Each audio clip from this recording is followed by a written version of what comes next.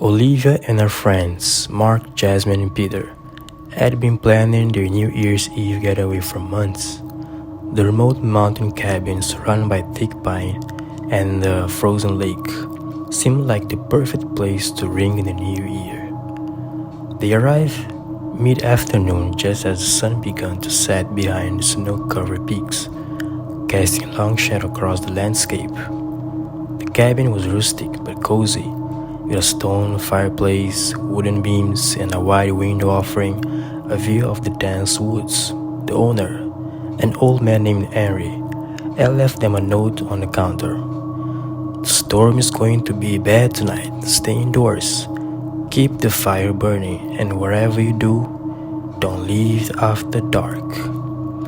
Jasmine laughed and she read it.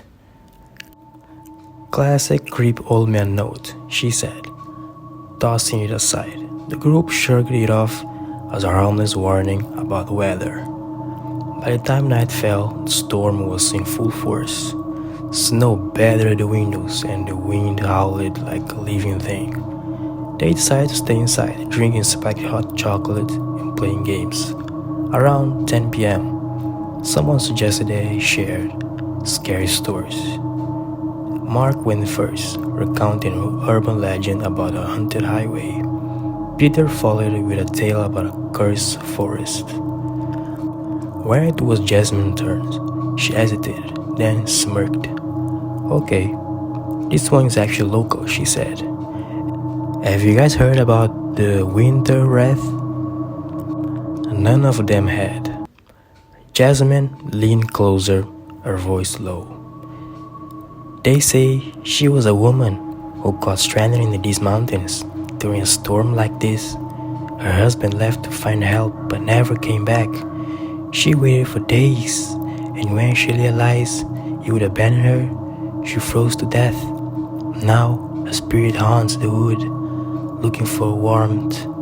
They say, if you're out in the storm and feel the cold creeping into your bones, it's her. And if she touches you, she takes you heat and leaves you frozen solid. The room fell silent. Then Mark burst out laughing. That's ridiculous, he said. But Olivia couldn't shake the uneasy feeling creeping up her spine. Just then the lights flickered. The group groaned. Great, Peter said, grabbing his phone for light. Moments later the power went out entirely. Guess we'll have to ring the New Year's Eve by candlelight, Jasmine said, trying to keep the moonlight. Mark found a box of candles and matches, and they gathered around the fireplace. But as the fire crackled, the temperature in the cabin seemed plummet. Olivia wrapped a blanket tightly around her shoulders. Is it just me? Or is it freezing here? She asked. Probably the storm messing with the insulation, Peter said, though his voice wavered. Then came the sound. At first it was faint, a soft, rhythmic scratching like claws on wood. It seemed to come from the front door. Maybe it's an animal, Mark suggests, though he didn't move to check. The scratching grew louder, more insistent. The group exchanged nervous glances. Finally Olivia stood. I'll look, she said, trying to sound braver than she felt. She grabbed a flashlight and opened the door. A crack. The wind rushed in, icy and sharp. The porch was empty. No tracks disturbed the fresh snow. Shivering, Olivia shut the door quickly. When she turned back to the group, her breath caught.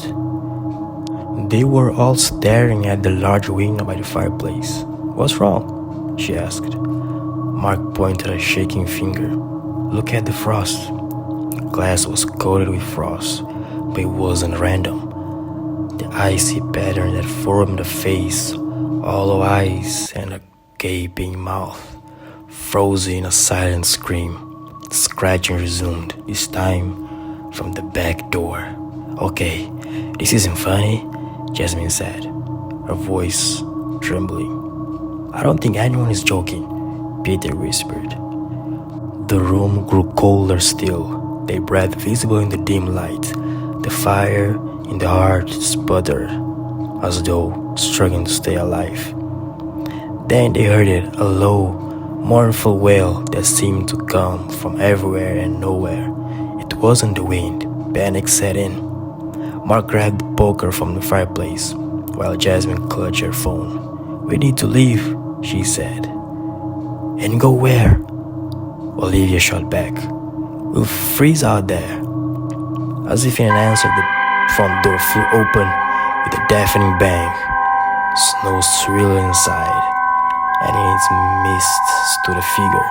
It was cloaked in white, its form barely visible through the storm.